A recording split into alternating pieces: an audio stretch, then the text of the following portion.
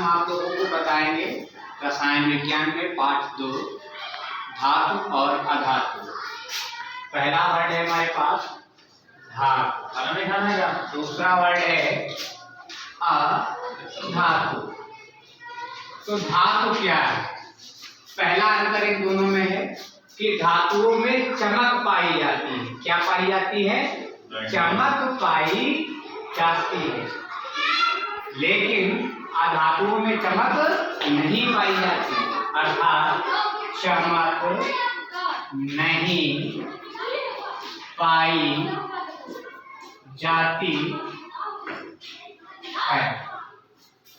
दूसरा अंतर है इनमें, धातु उष्मा के सुचालक होते हैं। धातु जो होते हैं उष्मा के सुचालक होते हैं, अर्थात उन पर आसानी से करंट फ्लो हो सकता है, हीट जा सकती है। यानी धातु क्या होते हैं बेटा? उष्मा के, धातु उष्मा या विद्युत के क्या होते हैं? सुचालक होते हैं। धातु उष्मा और विद्युत के सुचालक होते हैं। और दूसरा टर्म हमारे पास अधातु के लिए क्या है कि धातु अधातु उष्मा तथा विद्युत के कुचालक होते हैं। ये क्या होते हैं? कुचालक। अब बेटा यहाँ पर आपके पास दो वर्ड आ गए, पहला है सुचालक, दूसरा है कुचालक। सुचालक का मतलब जिस पर करंट आसानी से प्रवाहित किया जा सके, करंट आ सके आसानी से। करंट जैसे हम किसी भी एक तार को छूते दूसरी तार को छूते तो दोनों तरफ करंट लगता है, तो ये क्या हो गया? धातु का सुचालक।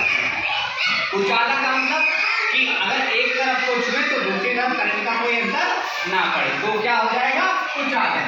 तो जिन पर ऊष्मा आसानी से प्रवाहित हो कुचालक होंगे, और जो आसानी से प्रवाहित ना करें वो कुचालक होंगे।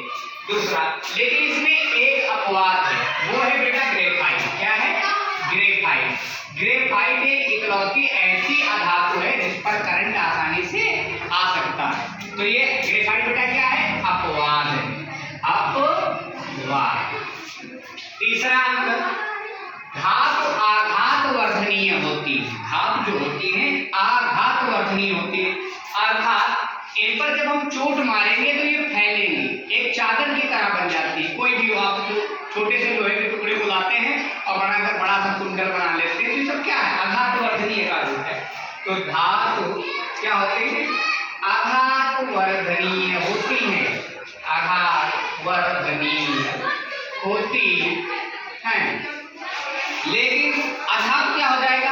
आघात वर्धनीय यानी चोट मारने पर बढ़ जाना, भंगुर का मतलब टूट जाना, तो अधातु भंगुर होती है, अधातु भंगुर होती है।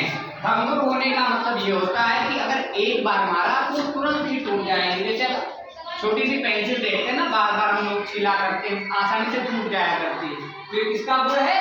अधातु का गुण है।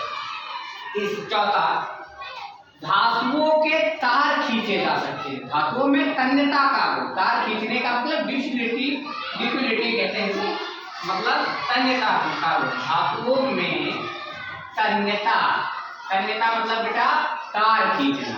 जैसे कोई भी धातु का तार आता, सोने का तार आता, चांदी का तार आता, लोहे का तार आता, प्लेटिनम का तार आता, तो धातुओं में तन्यता पाई जाती है, यानी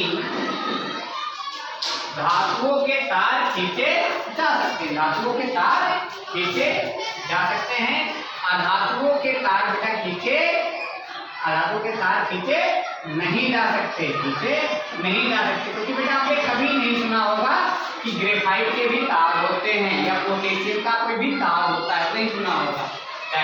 ये अंतर इंपॉर्टेंट है आपके चैप्टर 2 के।